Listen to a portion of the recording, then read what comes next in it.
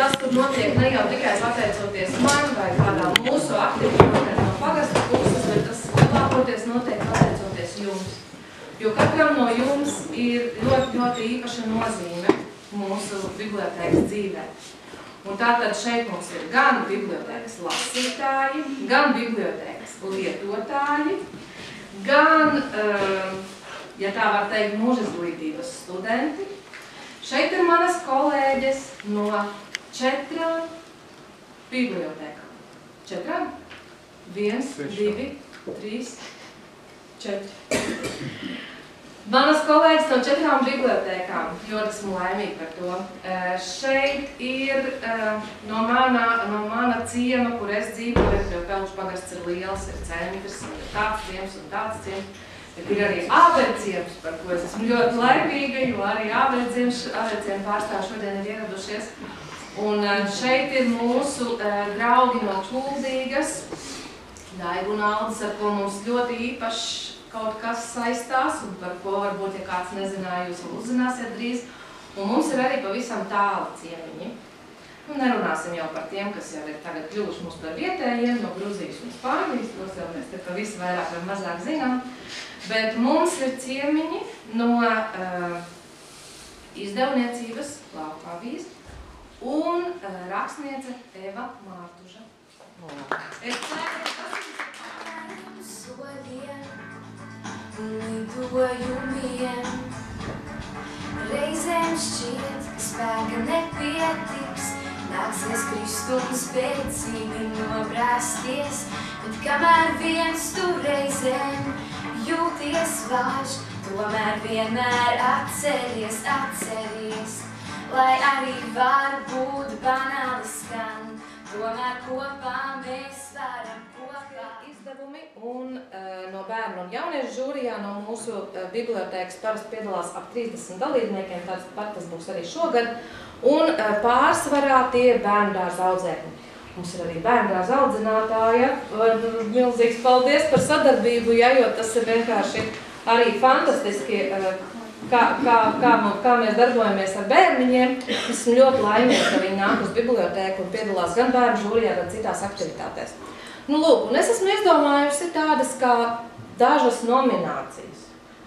Nu, nebūs jau tāds vietējais Oskars, jau nebūs tā, ka visam būs vairāki varianti, un tad mēs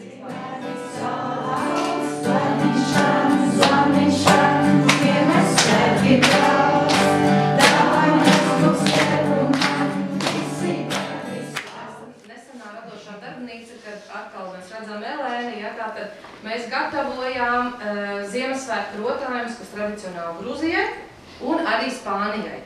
Un tas bija zēni arī šas piedalījās, viņi sev atpazīst. Tā kā tas bija arī ļoti interesants pasākums. Vēl interesanti bija vasarā, kad mēs veidojām tādas grāmatu seju skulptūras ar bērniem.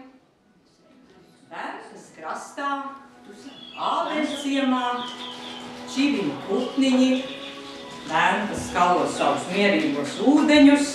Tas nekas, ka ziema, viņi vēl nav aizsalusi, putniņi čivina. Un kaut kur tālumā iedziedas gailis. Bibliotekāre Daina vēl nav pamodusies, bet gailis dzied vēlreiz. Ļoti labi.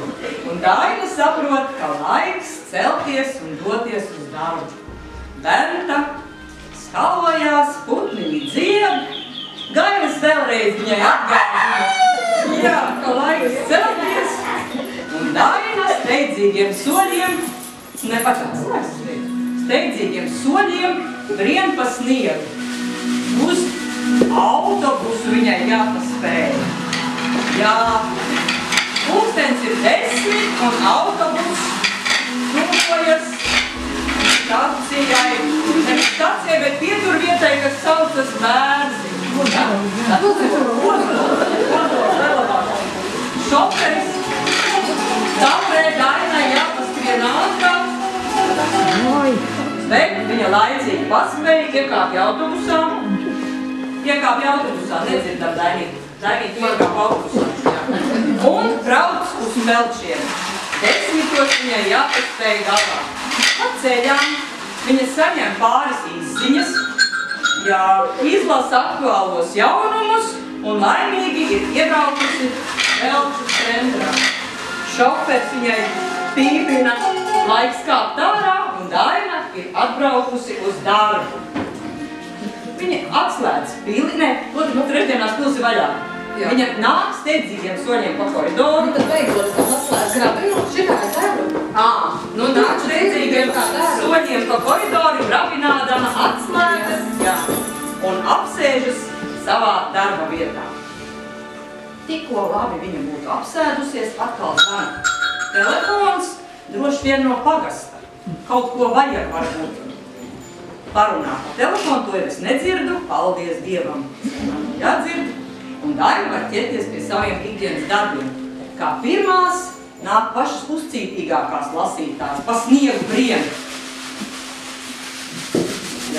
Brien pa sniegu, nāk pa koridoru. Pa koridoru, mīļās. Pa koridoru. Atver durvis un ienāk pie Dainas bibliotekā. Sameklējušas pirmos, jaunākās grāmatas, viņas attaisa vaļā, nav īstā, šķir ciet. Nedzirdu? Ar rokas lūdzu.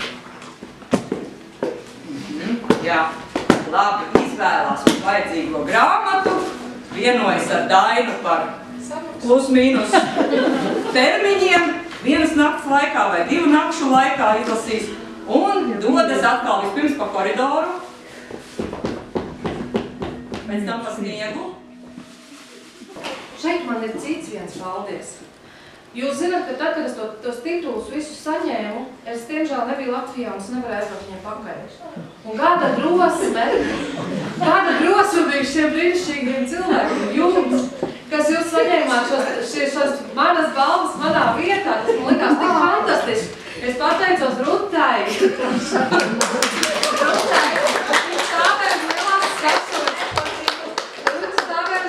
Skatos, kaut kā Latvijas bibliotēka asociācijas prezidents Kristīna Papērs. Vislielāko, un man neviens nespēja pārsist, ir Milda Štreimane.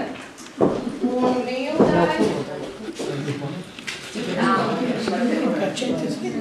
Mildai, es ceru, ka ir kāda sieva vēl mājā brīva, pie kā pielikt šo skaisto dārstu pasaules kalendāru.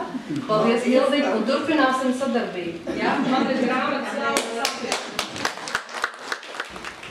Evas grāmata Pēteres Dāras patiesībā, ko šeit redzēt, tā ir izdota pirms pāris gadiem pirmoreiz apgādā Daugava, bet diezgan mazā tirāžā, un toreiz viņa daudz kur nenonāca, tāpēc šogad Lauku avīzē mēs izdevām vēlreiz.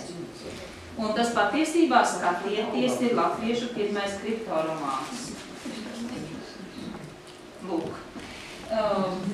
Pat iznācis Dena Brauna Da Vinci kods, un Eva bija nolēmusi, ka vajag arī latviešiem savu kriptoromānu. Es atļaušu Evai pastāstīt mazliet, kāpēc viņa izvēlējās šādu tēmu, kas tur ir neparasts. Un pēc tam, ja drīkst, es burtiski pāris 3 jautājumus gribu jums uzdot jums kā lasītājiem, lai es noticētu, ka jūs tiešām lasāt. Un līdzvērtīgi it visam, kas šai pasaulē starp cilvēkiem ir, notiek un notiks. Un tā kā šāda veida romāni vienmēr prasa noslēpumu, tad jaunajiem cilvēkiem ir jāiziet caur Latvijas vēsturi, meklējot to, kas ir grāmatas noslēpumā. Es jums novēlu to lasīt.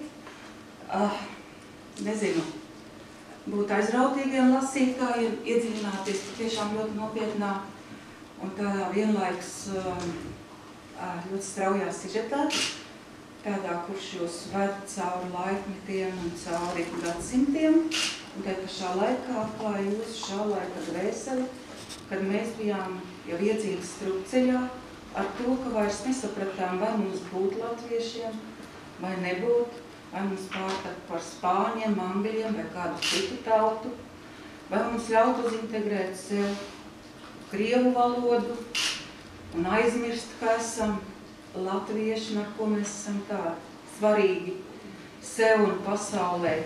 Un, lai šo tēmu turpinātu, es iestājos Latvijas universitātē un pabeidzu teoloģijas fakultātes maģistru. Un tālāk es sāku pētīt latviskumu.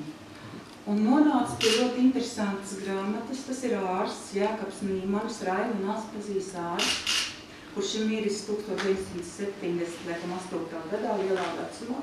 Līdzīgi kā Melānija Vanaga izbrīdis visu, bet apcietinājumu sūrmi, un būdams tālu projām, ir pats sev teicis, mani izglābj tikai tas, ka es domāju par Latviju, un ka Latvija, latviskums ir mana augstākā, visaugstākā vērtība, ko es pielīdzinu pat reliģijā, un kas man palīdzēs viss. Bet, ja tev draugu nebūs nekā, tā tas iekārtots paša Dieva dū.